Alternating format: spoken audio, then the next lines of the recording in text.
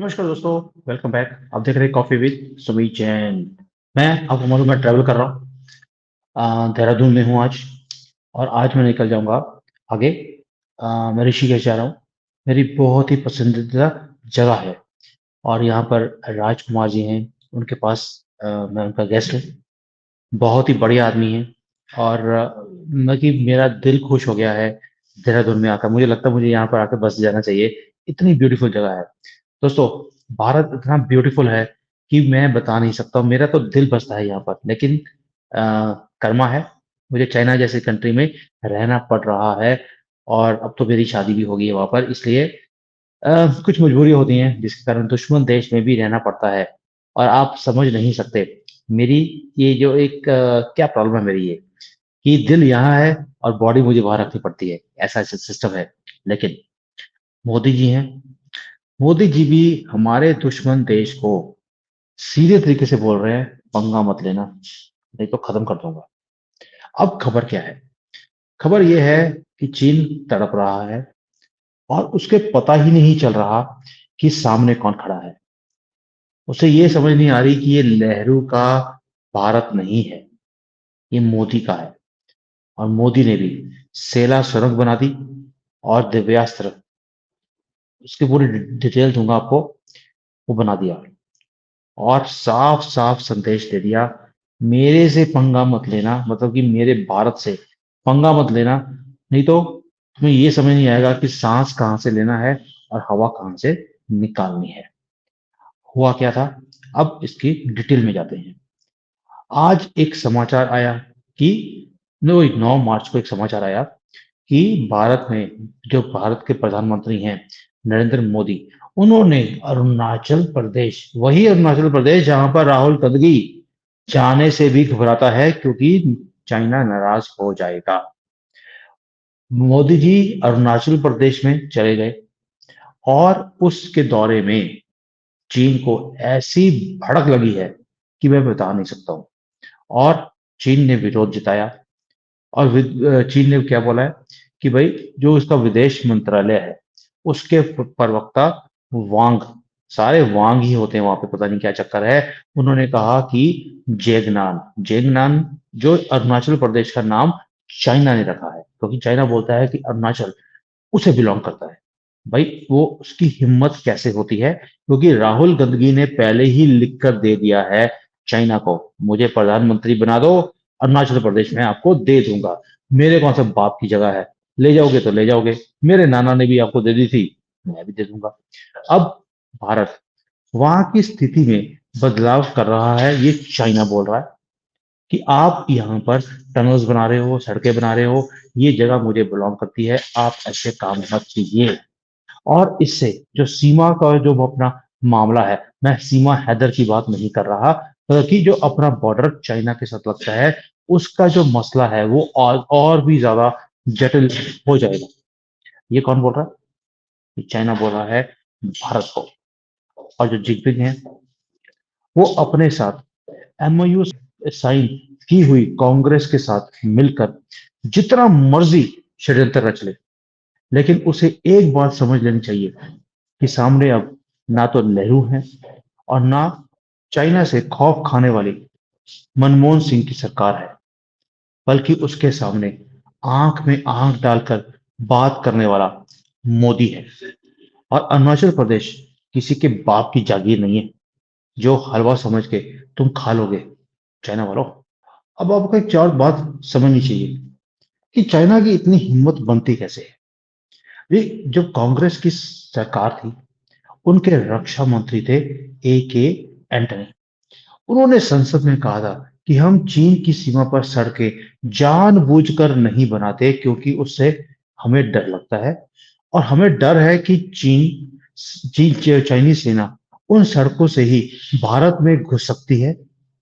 ये बेवजह का खौफ नहीं था, बल्कि लगता है कि सीसीपी और कांग्रेस के बीच जो 2008 में साइन हुआ एक एमओयू था, उसकी शर्तें थी कि चीन की जो सीमा है उसके ऊपर भारत कोई भी इंफ्रास्ट्रक्चर का निर्माण नहीं करेगा। ये है कांग्रेस का एक्चुअल डीएनए। लेकिन पिछले 10 वर्षों में मोदी सरकार ने चीन की सीमा के ऊपर सड़कों का एक जाल बिछा दिया है और हर क्षेत्र को भारतीय सेना की पहुंच में खड़ा कर दिया गया। किसी भी क्षेत्र में सेना की जो सामग्री होती है, सामान होता है, उसे भेजा जा सकता है 12 महीने। जो पहले 6-6 महीने तक सड़कें बंद रहती थी, वहां पर सामान भेजना असंभव था। और अब जो इवन की जो संवेदनशील क्षेत्र है, उसके अंदर जैसे कि गलवान आता है, उसके अंदर भी हम अब सामग्री पहुंचा सकते हैं। सेना को और मजबूत कर दिया गया है वहां पर।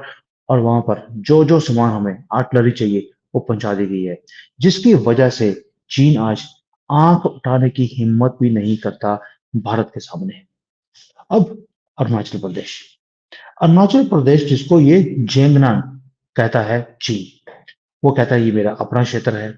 उसी अरुणाचल में शनिवार को भारत द्वारा चीन की सीमा से लगते हुए इलाके में 13,000 फुट ऊंचाई पर 825 करोड़ की लागत से बनाई गई एक सुरंग, और वहां पर आग लगा दी चाइना में। इस सुरंग का नाम था सेला सुरंग।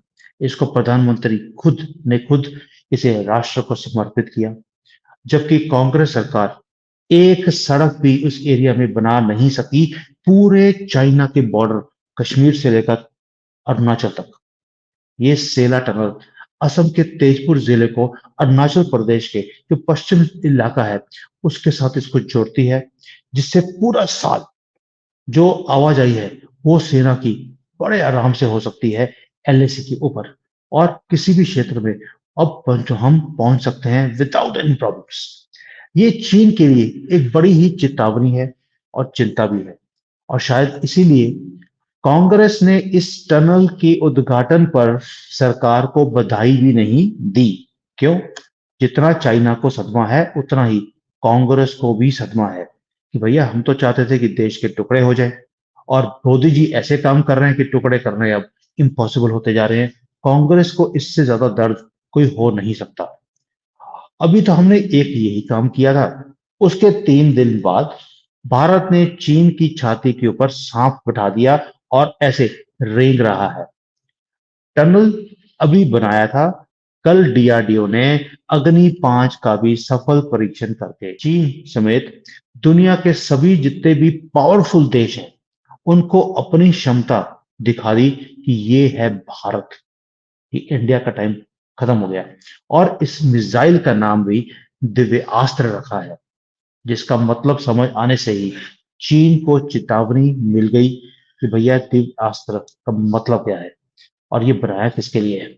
आपको लगता है ये मिसाइल हमने अमेरिका के लिए, यूरोप के लिए, पाकिस्तान के लिए बनाया है? और 5,000 किलोमीटर की तो रेंज है भाई उसकी। इस मिसाइल के सफल परीक्षण से भारत अब अमेरिका, ब्रिटेन, फ्रांस, चीन और रूस जैसे देशों के बाद छठा देश बन गया है जिसके पास MIRV तकनीक है, यानी कि multiple independently targetable re entry vehicle है। अब इसका जो ये मिसाइल सिस्टम है, ये है क्या? इस मिसाइल से दुश्मन के कई ठिकानों को एक साथ हम निशाना बना सकते हैं। यूरोप के कुछ देशों समेत पूरे एशिया अग्नि 5 की रेंज में आ गया है। ये एक मल्टीपल व्हीकल है, ऊपर स्पेस पे जाता है, जब नीचे आता है तो मल्टीपल हेड्स, मल्टीपल लोकेशंस पर ये टारगेट करेगा। ये मिसाइल बहुत ही बड़ी बड़ी एंटी बैलिस्टिक जो मिसाइल्स होती हैं उस सिस्टम को भी ये चकमा दे देता है। और भाई 24,500 की तो इसकी स्पीड है, किलोमीटर की, पर आवर की। जो साउंड की स्पीड होती है उससे 14 गुना तेज, यानी कि 14 सेकंड के बाद तो हमें इसकी आवाज सुनेगी जब ये निकल भी चुका होगा। अब ये है मोदी जी के 10 वर्षों की जो सबसे महत्वपूर्ण उपलब्धियां है उनमें से एक है। और वो उपलब्धि क्या है? मिसाइल बनाना? नहीं, उपलब्धि है चीन और पाकिस्तान जैसे जो शत्रु देश है उनके लिए मोदी जी ने एक खतरे की घंटी बजा दी है। और कांग्रेस इन दोनों देशों की मित्र पार्टी है, यानी कि भारत का जो शत्रु है वो चीन और पाकिस्तान ही नहीं, कांग्रेस भी है, क्योंकि शत्रु का मित्र शत्रु ही होता है। दोस्तों, ये है भारत, जिसने चाइना जैसी कंट्री को कदमों में लाके खड़ा कर दिया। हर रोज़ उन्हें हम सदमा देते जा रहे हैं। मुझे लगता है जब तक मैं अपनी छुट्टियों से चाइना वापस जाऊँगा, वहाँ पर कोई न कोई बड़ा हादसा हो चुका होगा, किसी न किसी को तो हार्ट अटैक वहाँ पर होने वाला है। ये जो मैं देखता हूँ ताकत भारत की, भई आप भारत में बैठे हैं, आपको अंदाज़ा भी नहीं है कि ये क्या हो गया। अभी चाइना सोच रहा होता है कि हमने पप्पू को प्रधानमंत्री बनाना है, अरुणाचल हमें मिल जाएगा। हमें तो लड़ाई भी करने की ज़रूरत नहीं है।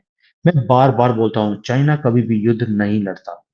वो जब लड़ता है, जब उसे पता है कि सामने वाला लड़ने वाला ही नहीं है। अब आप बोलेंगे यार 1962 में तो चाइना ने ही हमारे साथ युद्ध किया था। उसका रीज़न था उन्हें पता था लहरू अय्याश है, दारूबाज है, ये लड़ेगा नहीं, कमज़ोर है, डरपोक है, तो उन्होंने भी अटैक कर दिया और वही काम हुआ। हमारी आर्मी बोलती गई कि हमें परमिशन दे दो कि हम चाइना के ऊपर अटैक कर दें, उसका जवाब दें। लहरू बोलते नहीं, चाइना नाराज़ हो जाएगा। इनको करने दो। क्या है अगर थोड़ी-सी ज़मीन हमारी ले भी गया, वहाँ पे कुछ उगता तो है नहीं, ले जाएगा तो ले जाएगा। आज उसी का स्यापा आज तक हम सॉल्व नहीं कर पाए, वरना ये काम तो तभी सॉल्व हो जाता परमानेंटली, जब हम तिब्बत ही ले जाते। लेकिन कांग्रेस है, उसका काम एक ही है, देश का बँटवारा करते रहो, सत्ता के ऊपर बैठे रहो। दोस्तों, आज जो ये ताकत है भारत की, मैं जब देखता हूँ इस चीज़ को दुश्मन देश में बैठकर, तो मुझे वो चीज़ें फ़ील होती हैं जो आप फ़ील नहीं कर सकते। मैं बार-बार बोलता हूँ, हम मोदी भगत नहीं हैं, उनके काम को प्यार करते हैं। क्या आपको मुझे समझ नहीं आता कि जो हमारे लिब्रांडो हैं, जो बड़े-बड़े ये पत्रकार, जो ये टीवी पर आकर हर रोज़ रोते हैं मोदी जी के नाम को लेकर, क्या इन्हें खुशी नहीं होनी चाहिए कि भारत का नाम ऊँचा हो रहा है, दुश्मन हमारे से डर रहा है। जब दुश्मन हमारा डरता है, इन लोगों को रोना निकलता है, हाय! मेरा चीन, ये नाराज़ हो गया। ऐसा क्यों है? मुझे आपका कमेंट चाहिए इसके ऊपर कि आपको क्या लगता है कि हमारे जो पत्रकार हैं, पत्रकार तो ये है नहीं, ये सारे के सारे जब भी भारत की कोई तरक्की की बात आती है, ये रोना-पीटना और रुदाली गैंग ये काम शुरू क्यों करता है? ऐसा क्या इनकी मजबूरी है कि इनके अंदर से रोना निकलता है और आप और मैं जो देशभक्त हैं, इनकी खुशी का ठिकाना ही नहीं है। आपका कमेंट मैं लेना चाहूँगा, मेरे लिए बड़ा इम्पोर्टेंट है, ताकि उसी कमेंट के हिसाब से इनको हम घेरना शुरू करेंगे। इसलिए एन्जॉय कीजिए। मैं भी अपनी हॉलिडे को आज एन्जॉय करने जा रहा हूँ। ऋषिकेश जाऊँगा। मेरी मेरी आत्मा बसती है एक तरह से ऋषिकेश में। मुझे पता नहीं क्यों, मुझे इतना प्यारा सिटी लगता है और कोशिश करूँगा कि शाम की मैं आरती जो गंगा जी की है, उसकी वीडियो भी बना के भेजूँगा आपको। तब तक के लिए जय Hind, Vande Mataram. Hi there. If you liked the video, please don't forget to smash the like button, subscribe to our channel, and activate the bell icon so that you receive all notifications whenever we upload a new video. Thanks for watching.